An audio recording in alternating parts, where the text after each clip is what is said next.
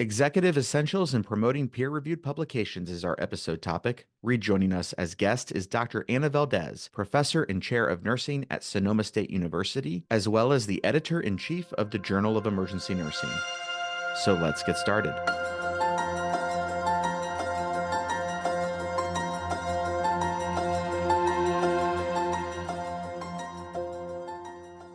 Welcome to the BRG Nurse Executive Podcast.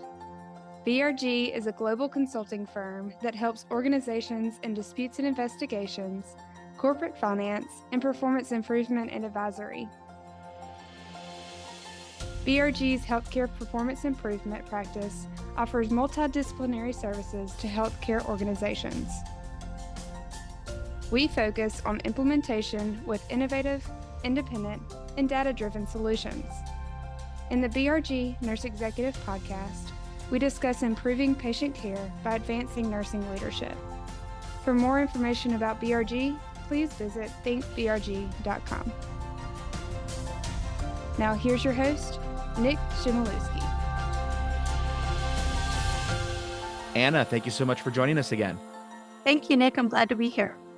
Our topic today is Executive Essentials in Promoting Peer-Reviewed Publications. Now, I want to level set maybe our topic because if I'm a nurse leader or a nurse executive in an academic medical center, I probably have a robust nursing research division. I probably have some resources that are out there that can assist me in publishing work that I've done.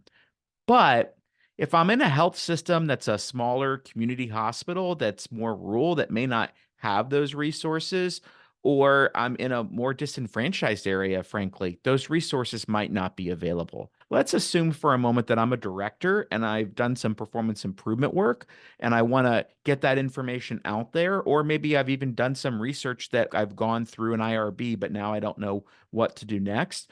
Or I'm a nurse executive and I want to elevate and encourage others to start doing that because we're doing so many great things and we've got Magnet, but we got to get that and share that knowledge and get it out there. What are your thoughts and where do I start? It's a really important question. And as an editor of a journal, it is something I encounter all the time, right? We know, for example, that people who finish master's thesis, doctoral projects, PhD dissertations in nursing, the vast majority never publish that work, which is really a shame because it's a whole lot of evidence that is not making it into our literature and helping us to be able to grow. And there are a number of reasons why that happens. One is, I think academics like me need to do a better job of preparing people at the graduate level for how to write for publication. It's very different than like your master's thesis, which is this really iterative process and has a lot of compared to writing a concise, publishable journal article. So a couple of things I would say, and I think a lot of that is because of intimidation. People are scared. I was scared the first time I wrote a paper and getting feedback. I think that was frightening. So one, I think, is getting education about the publishing process, what to expect. For the Journal of Emergency Nursing on our webpage, we have a video on navigating the path to publication. It's open and free to everybody. So your audience is more than welcome to go to it's www.genonline and look at that. It's about an hour-long video that walks you through the things that you need to know about writing for publication. From a nurse executive, even in a small organization, there are probably other people with great stories to tell, whether it's a QI project or they finished a master's or doctoral program, or they just have a great interest in something, or you may have staff that are doing extraordinary things in your trauma room and on your med surg unit in OB, doing innovative things that we could be disseminating and people could be learning from. Yeah. So some of the things I think that help, especially in small organizations that don't have a research department and don't have all of this kind of support people to help you write, are like writing accountability groups. Create a group. Journal clubs are great for being able to disseminate and learn research.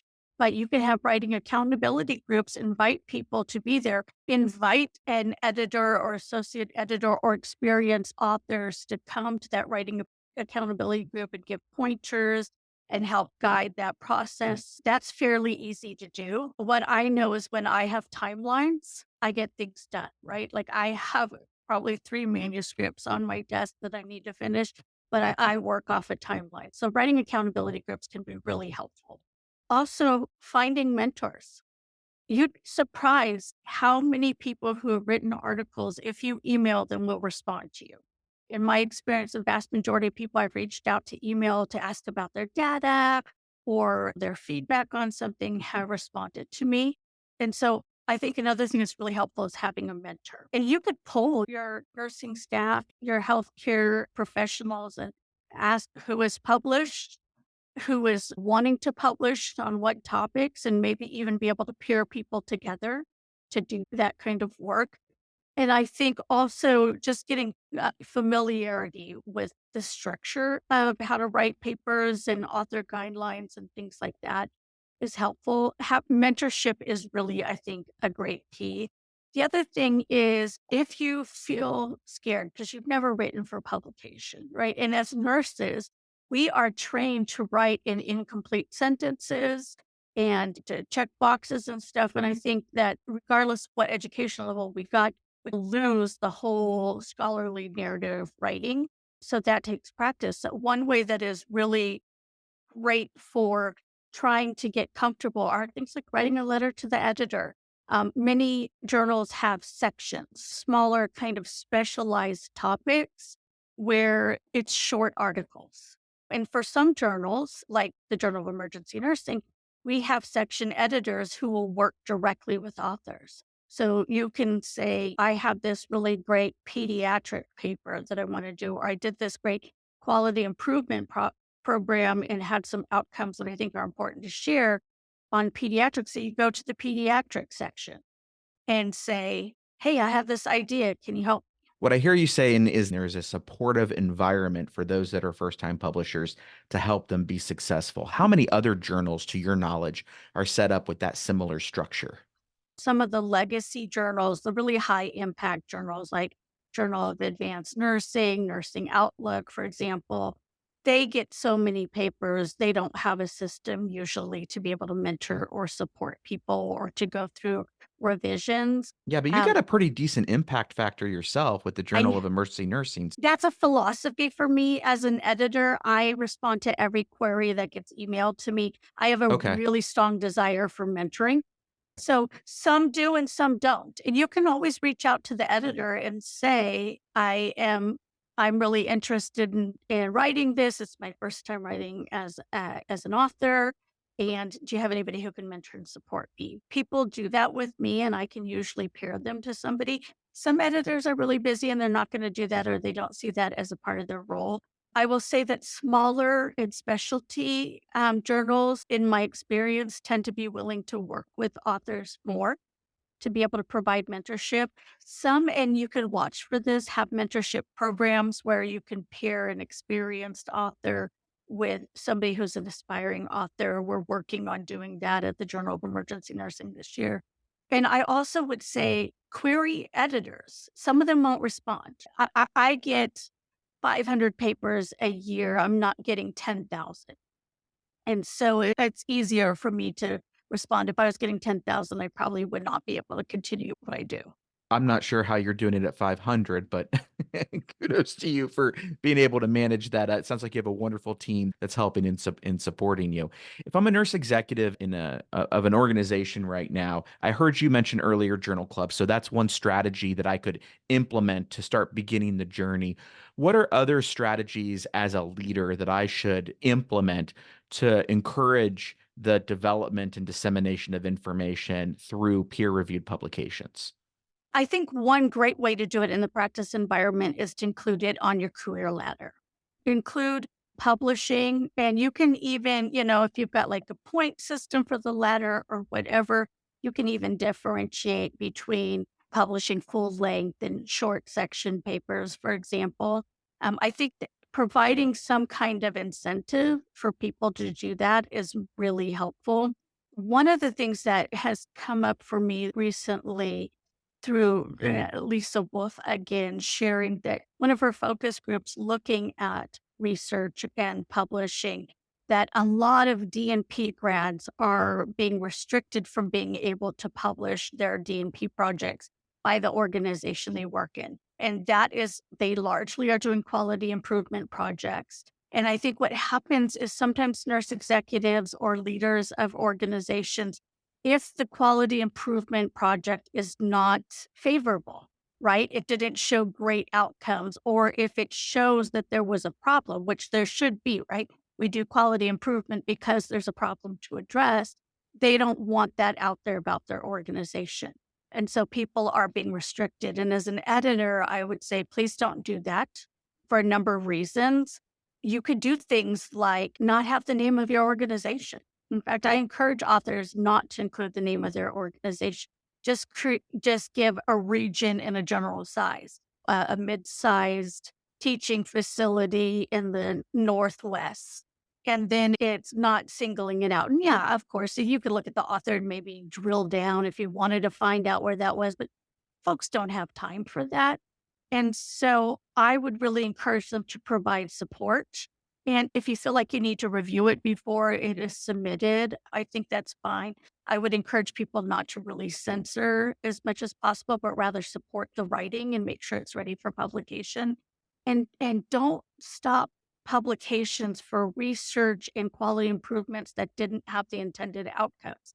We must have that information. That's critical. I think there's this bias towards only publishing things with positive outcomes. But we're doing all this work that we find isn't effective. We need to know that, right? Because if you at your organization, Nick, you did a quality improvement project, let's say nurse navigators, which has been a big trend in the last several years, and found that they did not have any impact. Yeah, this is That's hypothetical. hypothetical. I'm not Yeah. saying that they don't, because I do really No, I was talking believe about that me they doing do. this on nurse navigators, but Oh, hypothetical. okay. Yeah, hypothetical, but Go ahead. also the idea that they're not effective because either there's some good evidence that they are. It is just an example Fair of, enough.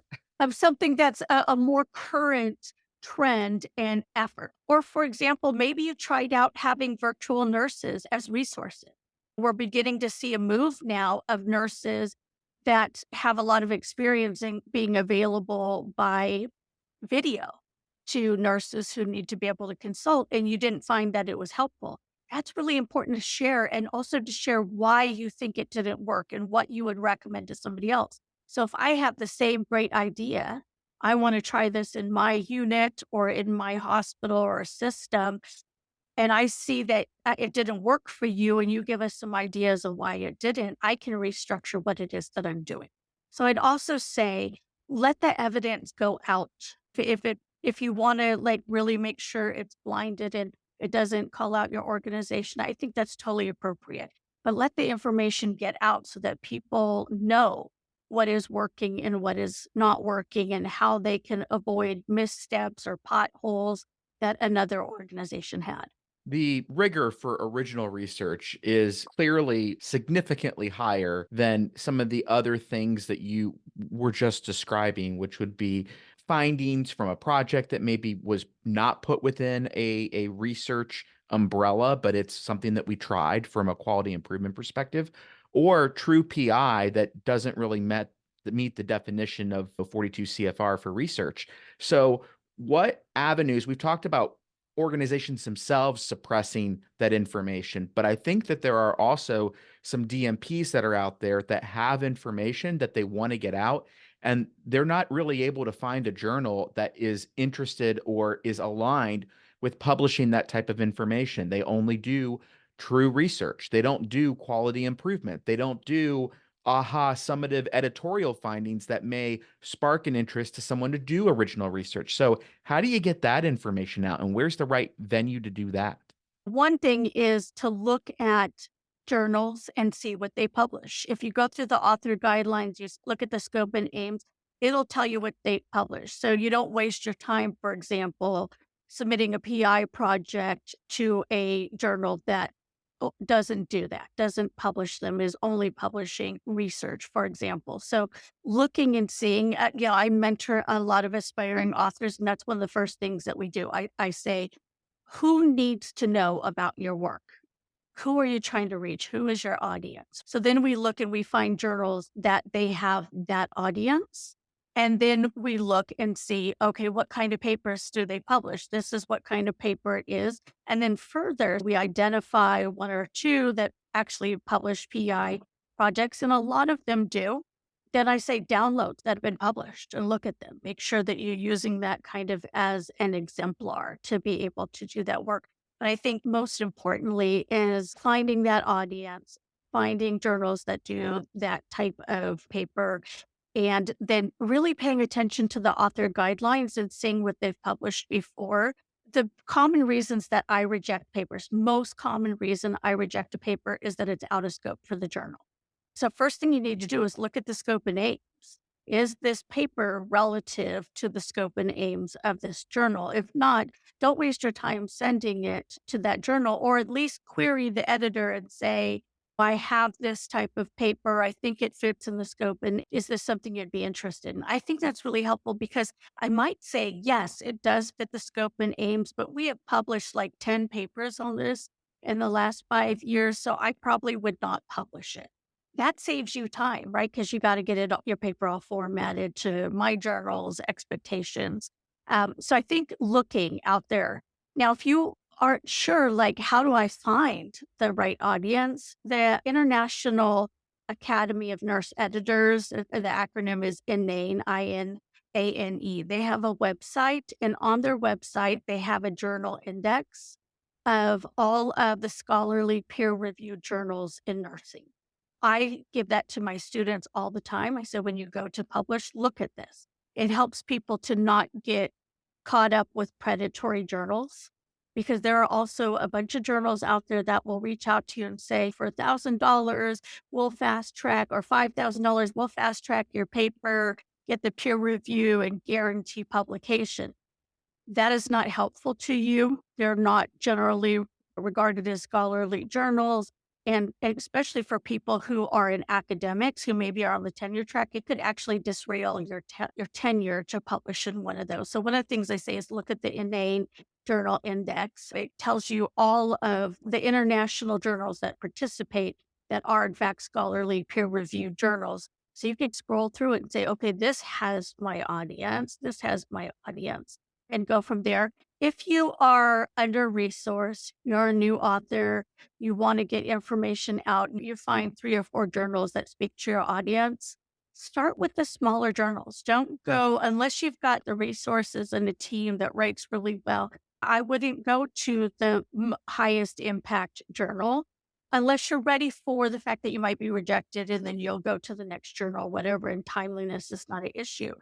What I do know is that oftentimes specialty journals and smaller journals are much more likely to publish work that needs some revision. When you get 10,000 papers and 9,000 of them are awesome, you're probably not going to spend time on the 1,000 that aren't, right? And I also think, like I said, querying the editor, many of us respond and some of us don't, but it never hurts to try.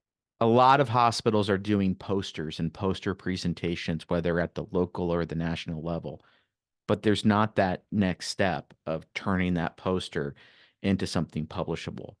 Why do you think that is? Is it just that the lift is so hard, or do we not have a mechanism in place for that next step? I think it's a couple of things. I think that often it's an expectation, write that on clinical ladders of doing a poster presentation or something. And I've rarely ever seen writing an article being on there, right? So I think it's also a much less intimidating way to disseminate your information, right? You put it on a poster, you stand next to it, you answer some questions. You're not writing it all out and then inviting critique on it. So I think that's a little bit helpful as well. And I think that there's this overall expectation that we'll at least do a poster presentation at a conference, but not as much emphasis on writing. And so if you have a poster presentation that is accepted for a conference or an educational venue, it is likely that it is high enough quality for you to be writing that as an article. So take the next step.